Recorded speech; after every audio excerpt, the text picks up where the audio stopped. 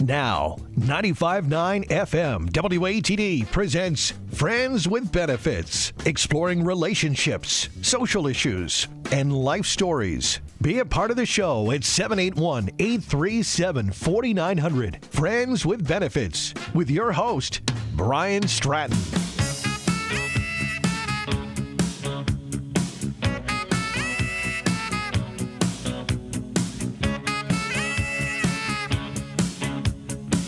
.9 WATD, Friends with Benefits here. We have on the phone lines a very, very accomplished legend in pop music who has gone solo over the last decade, even more. His name is Colin Hay, formerly of the band Men at Work, but now a solo extraordinaire. How you doing, Colin? Pretty good. I was thinking about this. It's actually been 30 years since actually about 32 years since I've been on my own. Really? So it's, I think for me, I've actually seen you. 30 years actually. 30? Years. Okay. Yeah. Well, I caught you about 15 years ago in New York and then 10 years ago in Boston. So I've got to see the solo show twice now, which is, right. I really enjoyed it because I actually, at the time, had got a couple of your older solo albums back in, I don't know, maybe two. Waiting for My Real Life to Begin was one I remember on a cutoff. Which album was that? Well, it was actually on a couple of albums. I did a band version of it, and I didn't really like that version very much, and so I did an acoustic version on, I think, a record called Going Somewhere. Yes, it was a very unique track. I did like it when you came out and performed it solo. I thought that was a really, you really catch the drift of the song. It's very expressive. It's such a beautiful tune. And over the years, I've been able to pick apart, get songs here and there. And being with the radio station WATD, we get a lot of material from Compass Records. They send all the promo. So we're lucky enough to hear your stuff. I know you're on tour now with the Bare Naked Ladies, the Violent Femmes. So that's quite a three-bill. Now, do you open up that show solo? Yes, exactly. That's exactly what I do. So. Okay, what do you do? I go on for about half an hour. Yes. Do a little solo set, and as people are coming in, and it's been quite good. I mean, there's been quite a lot of people there to see me, which has been nice. I was a little concerned, I guess, at the start, where I thought, well, maybe there won't be a lot of people there for the first act, but it's been pretty good. Well, you are playing large venues. I mean, most of these venues, it seems to me, are 4,000 or 5,000 seat venues. Yes. Regardless, even if you get it that half filled by the time you get on, you're playing to over 2,000 people. That's right. Well, that's basically kind of what it's been. It's been maybe a half to 2/3 full when I play, which is nice.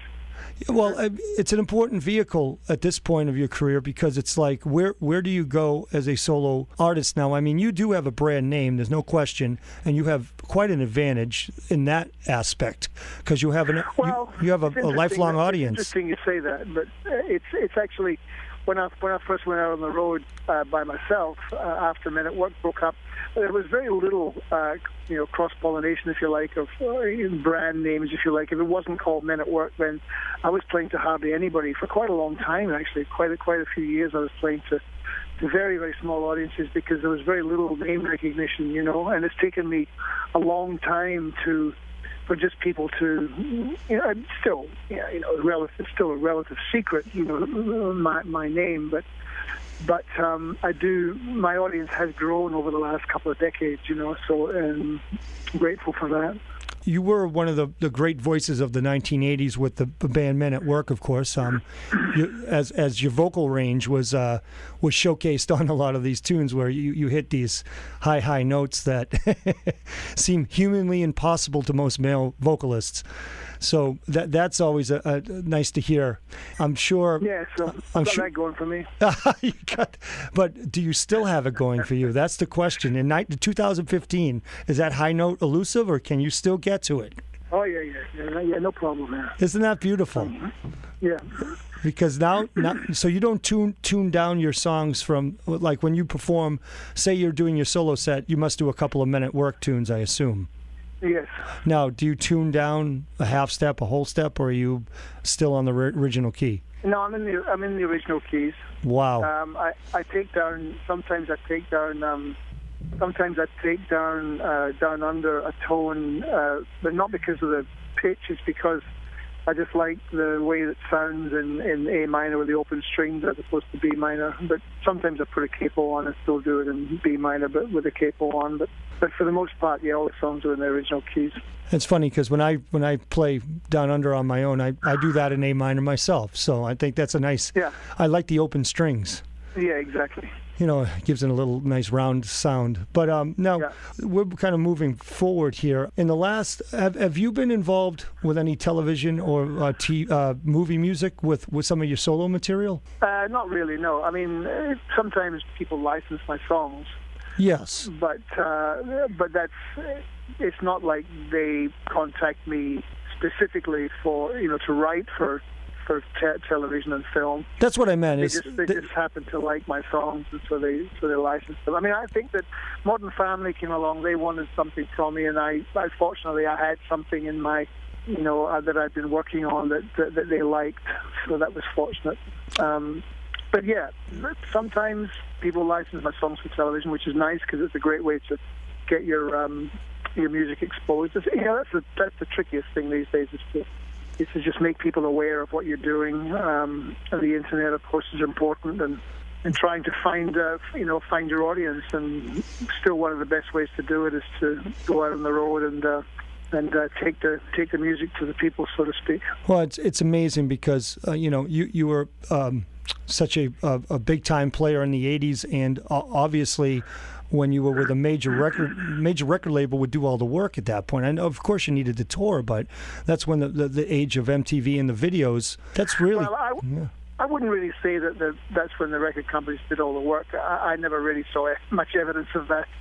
I think that our band became successful in spite of the record label as opposed to because of them, especially in the States. That's interesting because that's a difference. They didn't really have much belief in the band. As a matter of fact, they rejected the record a couple of times. Its release was forced to be released. I think that people just started playing it on the radio first, and so they actually... It would have been ridiculous if they hadn't have released it. And once it was released, they got behind it. But no, we were. It was truly an explosive. Lots of spontaneous, lots of spontaneous combustion going on in different parts of the world. Little spot fires that started, which all seemed to just, which exploded at the same time, and there was nothing to stop us really. So you basically. But that's one of the strange phenomena that happen, and you can't really put your finger on exactly why. It's beyond human understanding. I think it's just one of those things that happens, and you can feel it happening as it's happening. You think, "Wow, this is happening," and you just have to go with it and try and stay on the board.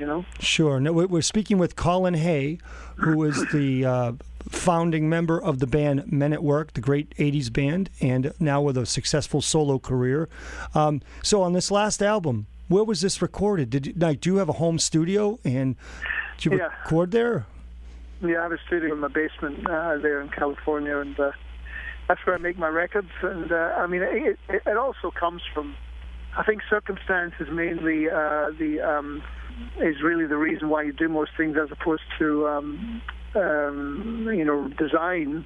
I was dropped by MCA Records in '91, and I still wanted to make records, and so I put a little studio together in my house, and it's just expanded from there. So that's really where I make my records. And I mean, I wouldn't mind making records other places, but it's not like I have anyone's giving me any money to make records. It's I pay for everything myself. Sure. So then, if I'm going to do that, then I do as much as I can by myself at home, because then it's affordable, So you're basically, you've learned to engineer the gear, and obviously, I did. I just learned to do it myself because there's no one else in the room. So let me ask you. I do work with engineers also, and I like working with engineers. I would actually like to work with a producer as well, but as I say, I don't really have budget to have a producer with my record. Well, the way Pro Tools and other situations in the studio are manufactured now, it becomes very easy for just about anybody to learn this and to do it on their own, especially if they have a great ear and they have a producer's ear. Now, you obviously engineer, produce, and do you send this out do you send it out for somebody else to mix it? Yeah, you get my friend Chad Fisher to mix mainly. He's a great mixing engineer and also a great producer. And sometimes he comes up and gives me his opinion halfway through the record and tells me, gives me an honest opinion and, asks me why I have so many guitars on the track and just gets annoyed with me and says, get rid of some of those guitars. There's too many guitars on this track, stuff like that. Well, that's what a great mixer will do for you. A great engineering mixer will. Yeah, absolutely. I mean, he acts as someone you trust as well, Oh, I know, no question about it. Now, if I remember, there was an album back called, was it Topanga? Is that right? And that's around where you live, right? That's right. Now, what is so endearing about that area to you? I mean, you're from Australia originally. Well, originally, I'm from Scotland. Scotland. I went to Australia when I was a teenager with my parents. But when I went to Los Angeles, I think around 89, 90, I drove across Topanga, and I just liked it. It reminded me a little bit of Australia. It had some relief to it. There were some hills, and it was a very beautiful part of LA, and I just kind of fell in love with it. So that's why I went there. So basically, you've stayed the whole time, and you've basically... Yeah, I've been there since 91. Wow. So that's 25 years. Wow. And it is a beautiful area, especially out in LA. You've got to find a place where you can actually think and breathe. And not so easy. Yes. Not so easy at all.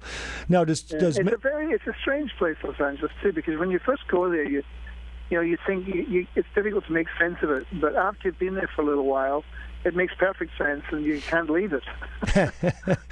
You're like a magnet to Topanga. I like that. I like that a lot. Now, does Men at Work get back together upon occasion, or how does that work?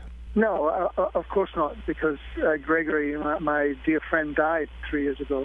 Okay, so as far as that goes, you don't ever envision putting any sort of replacements in the band, and you just let it be the way it used to be. And is that because I actually had seen you people also about 20 years ago when you reformed for a couple of tours, and it was tremendous. It was just a tremendous. No, we didn't really reform. It was only Greg and I. It wasn't a reformation. Oh, okay. The band's never reformed. It was Greg and myself. Oh, I got you. Okay. And three hired guys. We used to take different hired guns to different parts of the world, and we went to Brazil first in '96.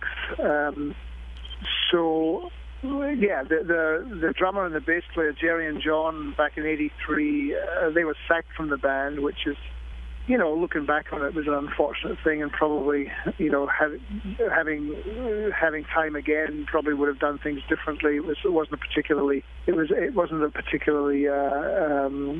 positive time, and communication was not great around that time. But that's what happened. And then Ron left, and I don't think Ron ever really particularly liked being in Men at Work, from what I can gather. Okay. Anyway, so he left, and then it was just Greg and I, and then Greg left, and then there was really no band to leave, and Greg and I just remained friends, really. We used to see each other socially a lot, and so in '96 we decided to, he suggested we go on tour, so we did that, and for about 6 years, from '96 until 2002.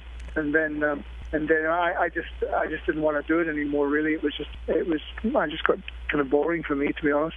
Sure. No, I do. And then Greg, Greg passed away 3 years ago, which was a terrible thing to happen. And it's one of those things that makes me really angry when I think of it, because he just shouldn't have gone, and he should still be here. So without him, there's really, as far as I'm concerned, there's no point.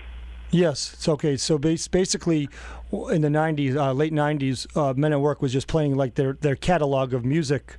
And I remember, I think you played a couple of your solo songs at the end of the night. Am I correct with that? Yeah, okay. Correct. Yeah, exactly. I've seen you a few times, so they're all kind of mixing in here. But it was a tremendous set. But now solo, I've noticed that you've found like these performing arts centers across the country where you continuously play a lot of the same places, which is, I think, a great way to carve a true reputation. And how do you feel about that? Do you like playing these performing arts centers to build this thing? Yeah, I like it a lot because there's a lot of beautiful places to play. They have nice production and people are sitting down, and it's more of a theater setting, which I love. I don't really like playing in bars anymore. I don't like playing where there's alcohol that much because you're always battling that, so it works really well for my show, and I enjoy it. I enjoy the playing in theaters a lot. That's my favorite thing to do. That's great. Well, we're speaking with Colin Hay, leader of the band Men at Work in the 80s, and now doing a solo tour with the Bare Naked Ladies and Violent Femmes. I take it the rotation is Colin Hay first, Violent Femmes second, Bare Naked Ladies third, I would assume. Correct. Every single night, yes. Now, does the Violent Femmes do a 30-minute set? No, they play for 45 minutes. Okay, and then Bare Naked Ladies probably do an hour. Yes, that's 45 and 90. Oh, that's a lot of music in one night. So yeah. No matter where you are listening to this, please look it up. Go to colinhay.com, right? Yeah. That's right, colinhay.com. Any other mediums that you want to talk about? Your Facebook? Do you have Facebook? Do you have Twitter? Do you have Instagram? I'm not quite on touch with that stuff, but... Yeah, there's social media out there, Facebook and stuff, where you can find out what's going on. That's all happening. But colinhay.com is the simplest one to go to. Facebook. That's great. But we're going to say goodbye to the listeners, and thanks so much for having us over here at WATD. No worries. Thanks for having me.